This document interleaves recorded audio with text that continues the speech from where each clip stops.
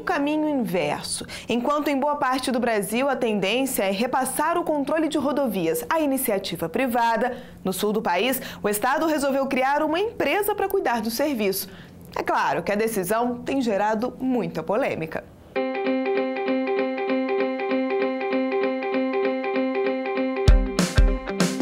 Quando o assunto é pedágio, é difícil encontrar quem não reclame. Um pouquinho alto ainda, né? Daria para baixar mais, né? Eu acredito que em função das condições da estrada, até pelos remendos que está tendo aí e das dificuldades que nós estamos enfrentando, até poderia ser um pouquinho mais baixo, né? Ou levantar e fazer a manutenção adequada. Para a maioria dos usuários, pagar a conta não significa a garantia de uma estrada em bom estado de conservação.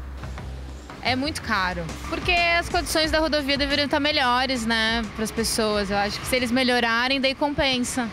Tá um pouco melhor, mas mesmo assim, né, é um absurdo, né, muito caro. No Brasil inteiro se questiona os valores cobrados nos pedágios.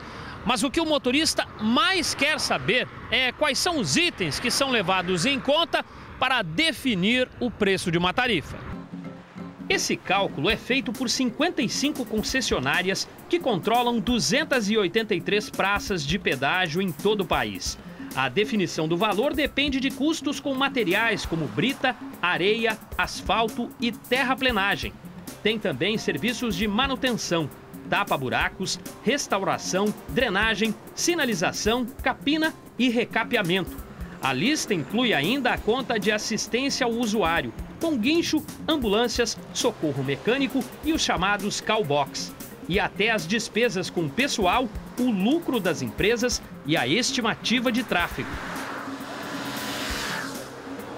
Pelos contratos, a concessionária deve apresentar o valor ao governo que precisa autorizar a cobrança.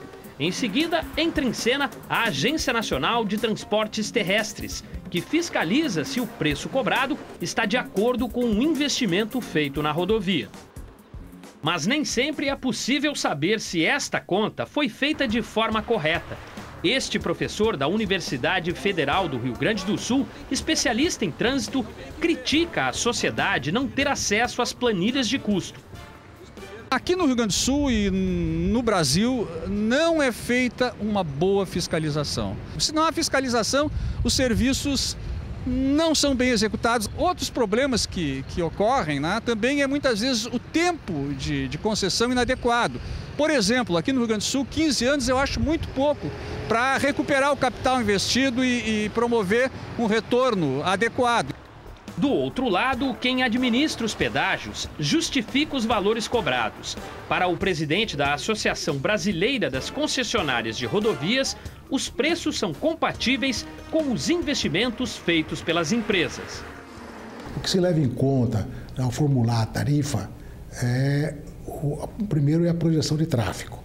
Qual é o tráfego estimado que vai ter naquela rodovia, porque ele é que gera a receita e ele é fundamental. O outro aspecto são os custos, né? Os custos dos investimentos que tem que ser feito e o custo de operação, né?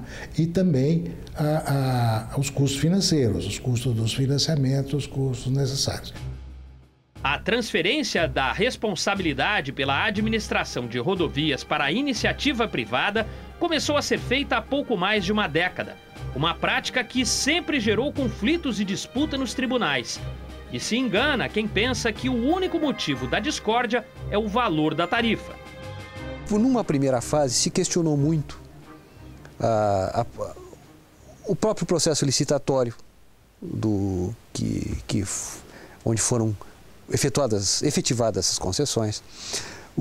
A via alternativa, a necessidade ou não, isso teve muito aqui. E hoje elas se concentram basicamente, e é o caso que nós vamos julgar, em alegados desequilíbrios contratuais. Aqui no Rio Grande do Sul, o capítulo mais recente dessa disputa entre governo e empresas concessionárias envolve a exploração de uma praça de pedágio em Carazinho, no noroeste do estado. Uma das concessionárias cobra na justiça uma indenização de 23 milhões e meio de reais. Alega desequilíbrio financeiro do contrato, que teria sido provocado pela resistência do executivo em autorizar o aumento das tarifas. Juntas, as empresas que controlam estradas pedagiadas no Rio Grande do Sul afirmam que o poder público deve 400 milhões de reais às concessionárias. Reajustes que estariam previstos no contrato, o poder público não autorizou os aumentos e as concessionárias têm se valido do Poder Judiciário para fazer cumprir esse contrato. Problemas que explicam, pelo menos em parte, a decisão do governo estadual do Rio Grande do Sul de retomar o controle das estradas antes do fim dos contratos. O anúncio feito no final do ano passado pegou muita gente de surpresa. A intenção do executivo gaúcho é antecipar em meio ano o término dos contratos e reassumir até o mês de junho a administração de 820 quilômetros de estradas que cortam o estado. O problema que existe é que você tem desequilíbrios, porque o governo interfere algumas vezes durante o contrato. Praças de pedágio que ficam sem funcionar, inclui novas obrigações, novos investimentos, tem alterações legais também que influem o contrato. Enquanto os estados buscam alternativas em meio a disputas jurídicas e reclamações dos usuários, especialistas afirmam que uma das saídas é debater o tema de forma mais transparente com a sociedade. Eu acho que tem que discutir com a população usuária.